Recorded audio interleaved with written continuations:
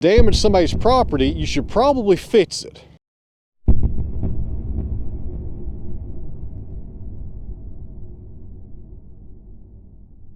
So welcome back to the sawmill, friends. We got some snow headed our way. Let me show you.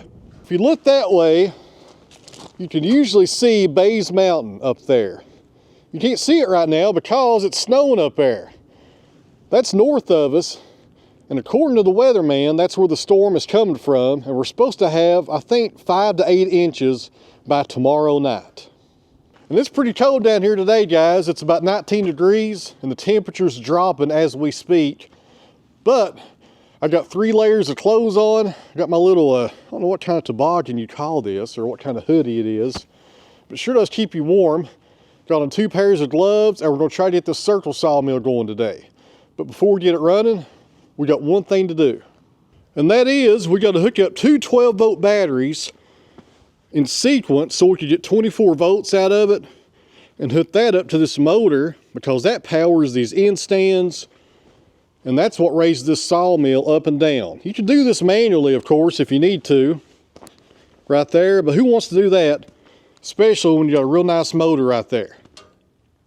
But before we do that, I need a couple of nuts for the battery post. It came with them, but I can't remember where I put them. I lay stuff down all the time and I forget about it. They're probably laying down here somewhere, I just can't remember. But luckily I have a hardware store up there at the shop, and I should have plenty on hand to fit that battery.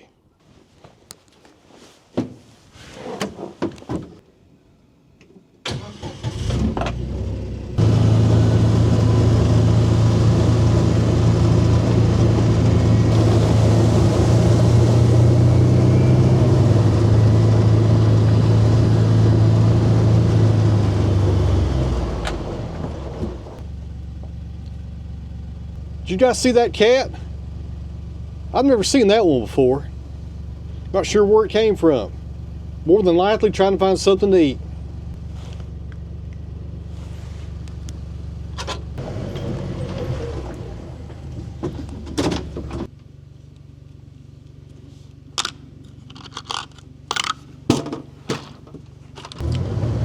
Coming down pretty good now.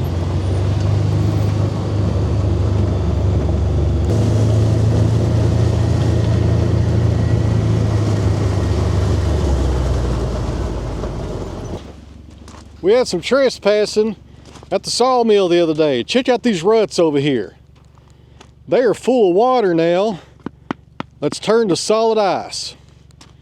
This wasn't here a few weeks ago, and it's caused another problem.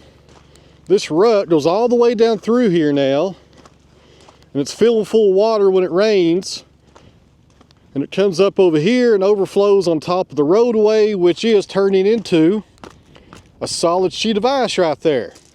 Just awful. This was not like this a few weeks ago. I had some trespassers here, guys. Let me explain. So my neighbor who lives up here on top of the hill, this is the right of way to his house. I own this road, but it's a right of way to his house, and that's fine. I got no problem with that. So the other day he had some tree work done. He had about 10 or 12 of those Bradford pear trees cut down beside his driveway. So he had some tree guys come in 2 different trucks, and they come down here, and they were either on their phones or doing who knows what, and drove off the road and made those ruts right there. What a mess. What a mess. And they were here for several days. I told my neighbor, I said, I'd like to have that repaired before they leave, because if you damage somebody's property, you should probably fix it. I know that might seem like an odd thing, but it should be common sense to most people. If you damage somebody's property, you fix it. Well, these guys didn't fix it. When they got done, they left out of here, never saw them again. And this is the mess they left me. I'll tell you what, guys, when you own a lot of property, and I don't own a whole lot of property. We got 21 acres here. And my house I live in 2 small houses. The mother-in-law's in one house, the other little farmhouse is my office over there. But when you own a decent amount of property, people will take advantage of you, and they'll just think it's okay to drive over your property. I don't understand it. I just don't understand it. I don't understand a tree service who would come over here and do damage like this and not tell me about it and make me aware of it, apologize, and attempt to make it right. I deal with a lot of tree services in my sawmill business over here, a lot of tree guys. And I reached out to a few of them. And I said on this picture, I said, what would you do if you were doing work on somebody's property and you made that mess on their property or the neighbor's property? And my good buddy Greg, who's been a tree service guy his whole entire life, 30 plus years, he told me he would have trouble sleeping at night if he didn't fix something like this. He said it would tear him up and they wouldn't leave till it was repaired, or they would hire somebody to fix it. It's just the way it is nowadays, I tell you. People just don't care. They make messes on your property, they damage it, and they just leave. Now I gotta come down here this spring and bring some dirt and build all this back up and fix it.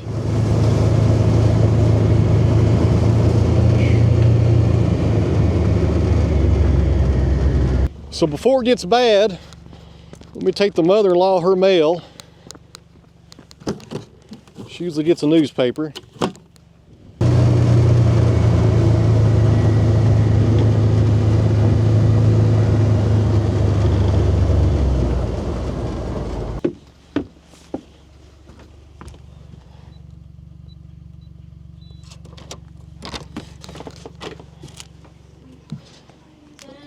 I'll put it on the dryer. Okay. It's getting bad out here. Yeah. You need anything? No, I'm done right now. All right. Heart me later if you need something. Okay, thanks. Yeah. Now I said it's getting bad out here. This isn't nothing, to be honest with you. I say that because she's almost 90 years old and hopefully that will motivate her to stay inside. She don't need to be out here in this mess.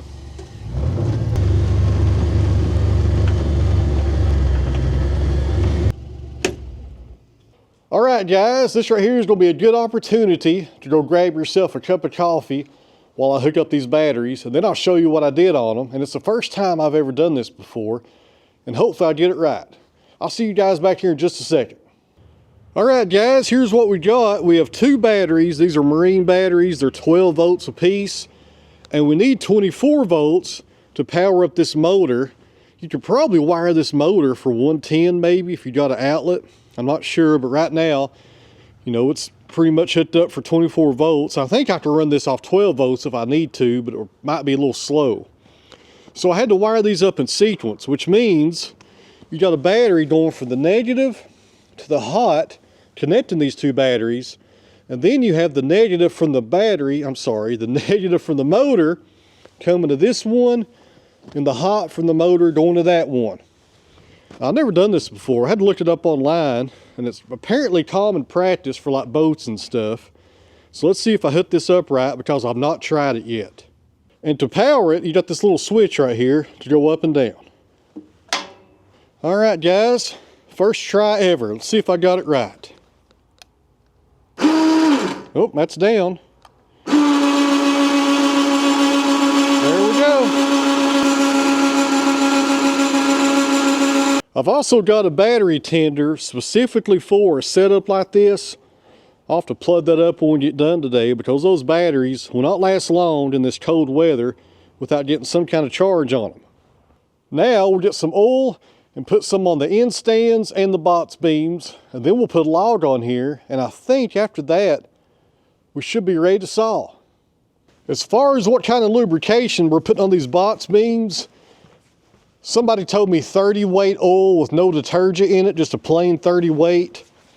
But if you guys out there have ran this sawmill before and you have a different recommendation, leave it down in the comments.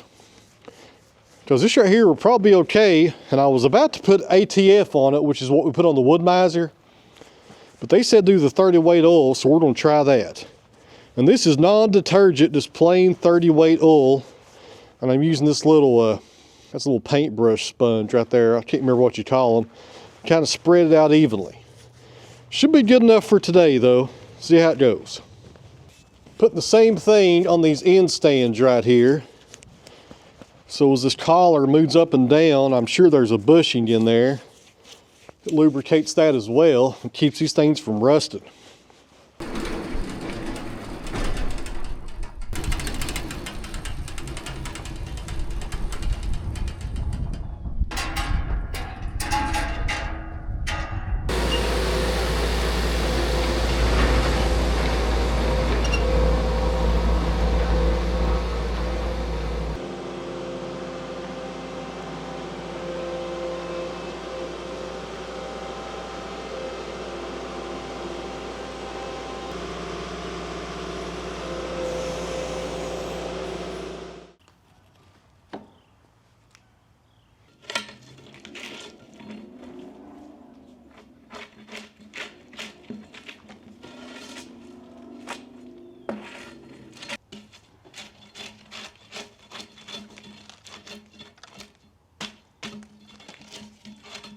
All right, friends, the first log on the circle sawmill is going to be tulip poplar, and I got to do a better job in the future of keeping these logs cleaned.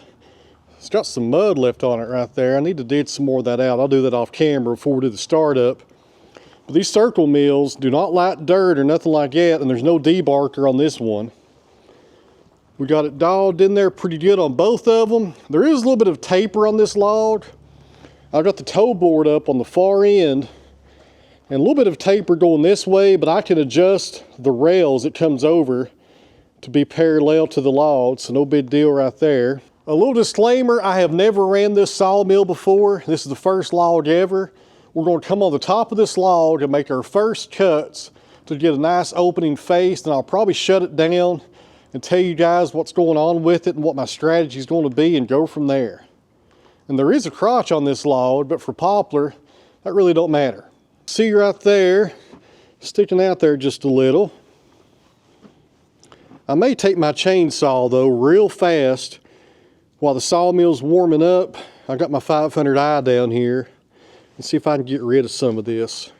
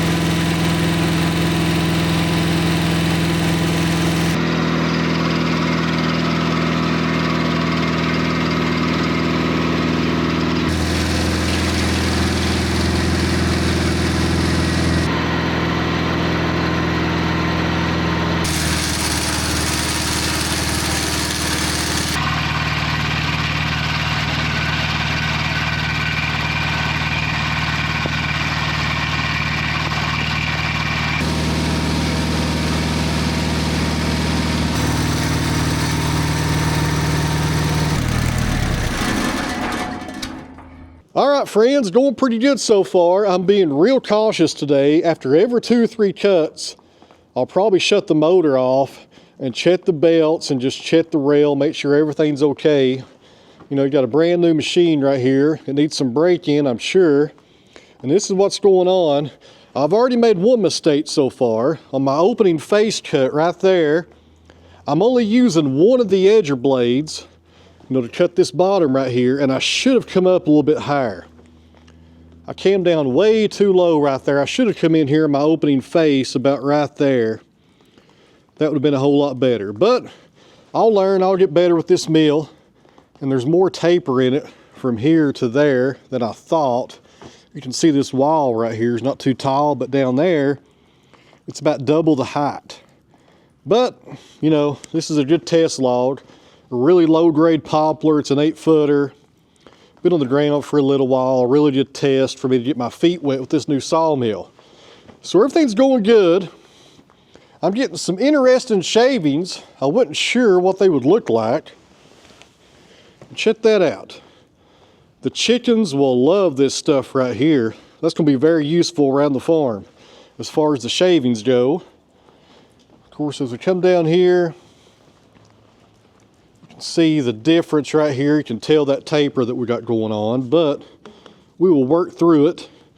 And this sawmill does have drag back, but I'm being real cautious today, so I come over there and just grab both of them and threw them to the side. Try to get used to it, guys. So back here, as far as how you judge how far you're cutting from left to right, every time you bring the sawmill back, you zero that out right there. It's got a 0 and a little pointer. And then you crank over to where you want to stop at. I'll probably do another 8/4 cut up next. But every time you come back, you just go to 0. And it's got several different scales right here you can crank over to. And that's how you get your width. And as far as your height goes, we have another scale over here. That's the height scale. I've not even set it yet. I'll set it once we start going down. But there's the pointer right there. And there's the scale you can move down so you get your height. Pretty basic as far as the operation goes of this mill. But I tell you what, guys, you got to stay away from it. I kind of stand to this side right here, and I do have some guards in place. This one right here and this big one. But there's a lot going on right there. You definitely don't want to put your hands anywhere near these blades. And the only thing you're pretty much doing back here as far as the operation goes, that lever up there is the throttle. And of course, this right here sends it back and forth. And that's all it is, guys. It's pretty simple, but you gotta be very careful and be mindful of what's going on over here. Make sure you got good footing where you're standing and keep your hands away from that area.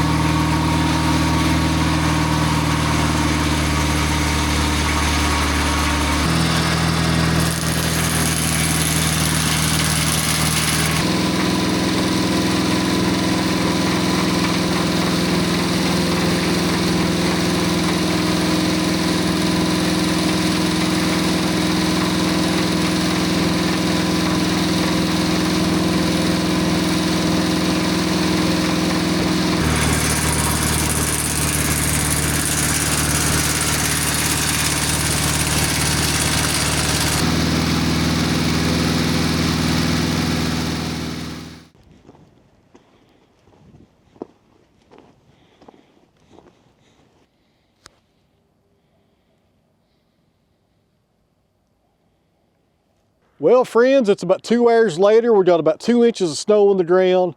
I had to stop sawmilling for you guys because these cameras kept on going dead. The batteries just could not take the cold today. I tell you what, I think it's about 17 degrees right now. Might be colder than that, and these cameras are just going dead instantly. They show 100%. You turn the camera on, they go dead in about 30 seconds or so. So I got tired of fooling with them, to be honest with you. So anyway, sorry for cutting this video short, but it's just the way it is. I'm going to have to wait for some warmer days before we start sawmilling again down here for the channel. Just too cold on these cameras unless I can figure something out. So anyways, guys, thanks for watching. I really appreciate it. I'm going to head up to the house and get warm and have some dinner. And I'll see y'all back here on the next one.